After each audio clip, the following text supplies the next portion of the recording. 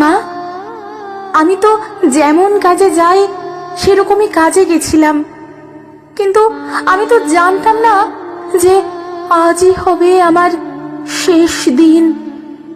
আমি তো আমার জুনিয়রদের সাথে একসাথে কত গল্প করতে করতে তোমার হাতে বানানো টিফিনটা খাচ্ছিলাম। তখনও যদি একটু বুঝতে পারতাম। রাত অনেকটা হয়ে যায়। আমি ওয়ার্ডে তখন একা। ওরা আমার সাথে, ছি মা, আমার খুব কষ্ট হচ্ছিল জানো তো।